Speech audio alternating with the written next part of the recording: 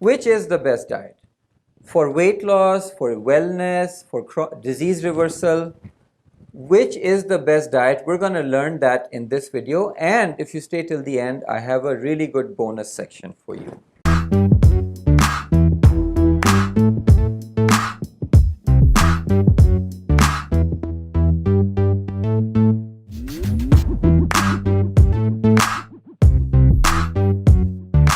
I am Junior Gupta, the founder of LifeHeal.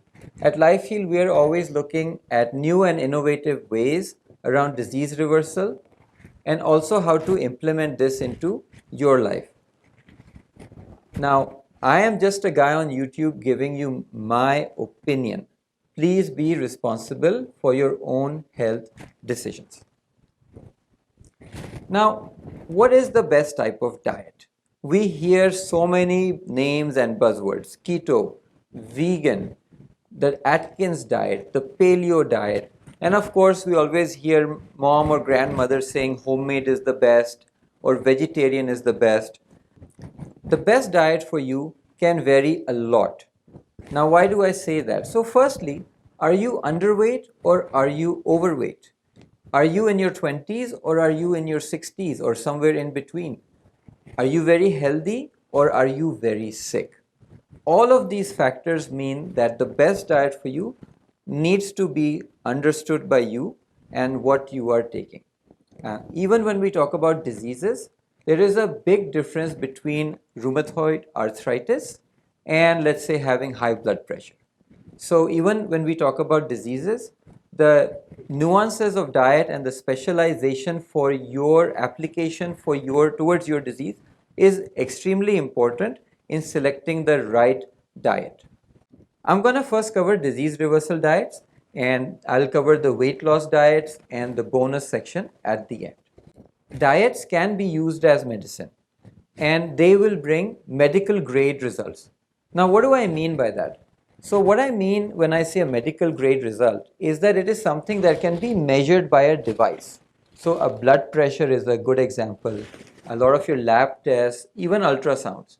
Any change that comes in these type of formats, and you can take it to a doctor around the world, that we call medical grade results. So blood pressure getting better or fatty liver reversing as per your ultrasound, these are medical grade results. And they are very much possible with diet. But the thing is that what we've seen in our experience is that the harsher the diet, the better the benefits. So a good example is a water fast. I have never done a water fast. I am not suggesting you do a water fast. But I have seen some very sick people choose and try a water fast. So what happens is it's an extremely strict protocol and people use it for extreme conditions. It's so extreme I haven't tried it. So I'm not advising it in any way. I'm talking about harshness. That the harsher it is, the more benefits it brings, so to say. So you need to also weigh out how sick you are and what you want to do, because there's a connected flip, which is that the harsher it is, the harder it is to sustain. So the harsher it is, the harder it is to sustain.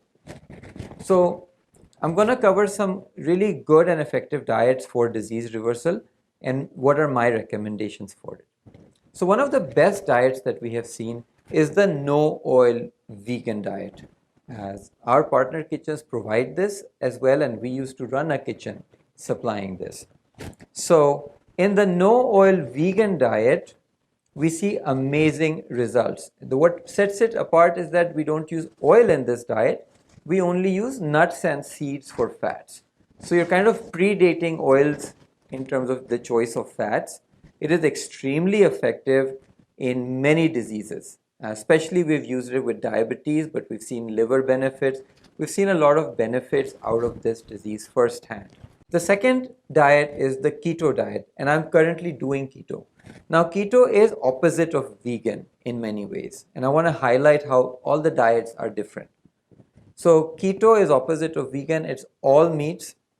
I cannot have dal or lentils or pulses anymore. but I can have lots of cheese and meat.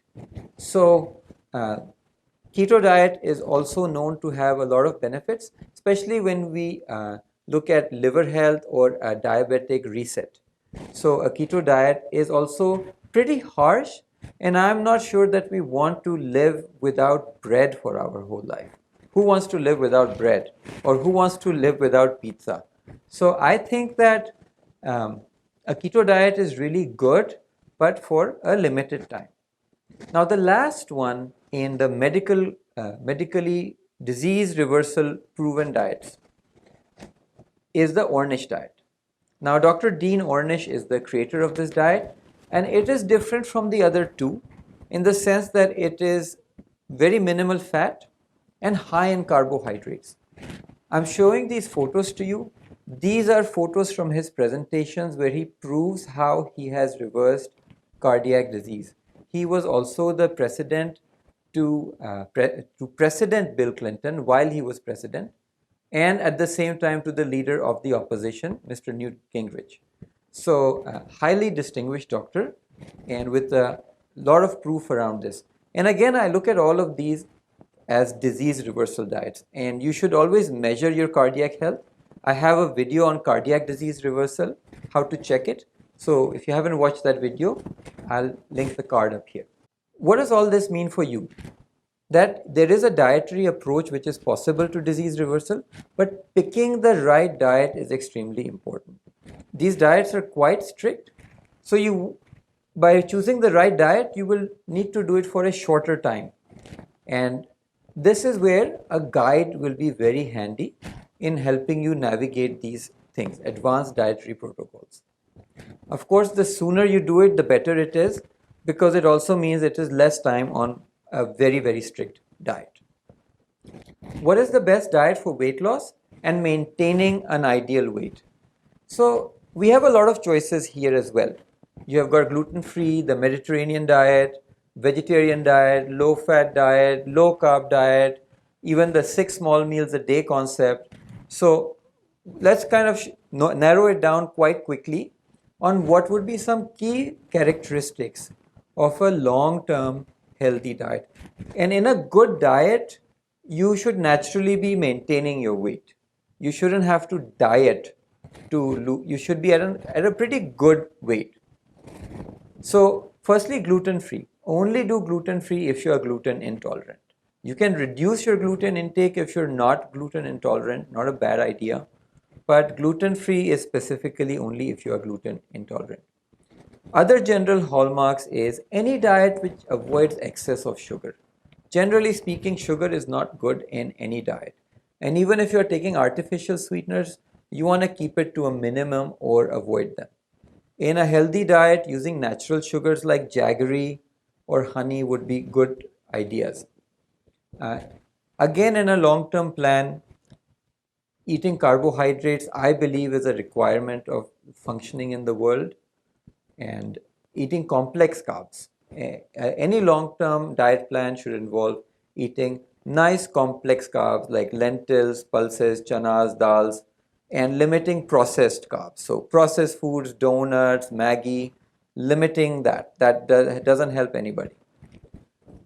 Follows intermittent fasting practices. Okay, so the third benchmark for a long-term life is intermittent fasting practices means don't snack a lot.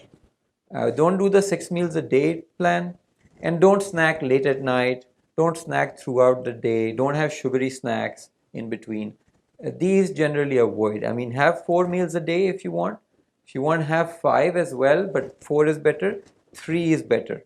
Have 3 or 4 good meals a day and avoid snacking. It's nutrient rich. So even though I'm doing a keto experiment right now, I try to ensure that I'm having salads, nutrients. I'm making celery juice. So you want to ensure you're having nutrition from natural sources. So raw salads is generally a good thing, or vegetable juices. The diets we recommend are going to be the low carb diet and the vegan diet. Both diets we have found are extremely suitable for long-term general wellness. The vegan diet is a very holistic diet in that it avoids all animal products and seems to bring a lot of long-term benefits to its subscribers. And with vegan diet, you do need to be ensuring that you take certain necessary supplements for long-term use. And then a low-carb diet. So low-carb diet allows you to eat pizza, for example, once in a while. And generally just a low-carb follower with complex carbs. It's a very safe way around living healthy today. Our science is always changing, and even the 3 disease reversal diets are quite different. So fusing all of this together, if I had to pick one or two, these would be the 2 that I would pick for you. Now, we have the bonus section that I want to cover, and this is something you can and should add to all your diets. Now, what can it be? The answer is probiotics. In today's age, there is, depending on which country you live in, but especially in India, there's more and more talk of the high use of antibiotics in our food supply. And then in many tropical countries, we end up using a lot of antibiotics anyway. And all these antibiotics, together with processed food and stress and sugars, highly refined sugars, are causing havoc on our microbiome. And the microbiome is that thin layer that has been with us for 3 million years, or whenever, sorry for my anthropology, but has been with us since we were mammals. And that microbiome is extremely important to our sustenance. And the way it affects is better immunity, better mood, better metabolism. And these are things we know. There's so much unknown about how it affects us. So please add probiotics to any diet plan. And we recommend sauerkraut, kimchi, kombucha, kefir. These are some of the top 4 as we speak today, kanji in India. Please do add probiotics to all your meal plans. I think we have a kanji recipe. I'm going to link it here. And I'm coming out with a sauerkraut recipe soon. Thanks for watching till the end of this video. In this video, I hope you learned about picking the right diet for your health. And I hope you got a little more information around general health and wellness. If you did, please hit like and subscribe.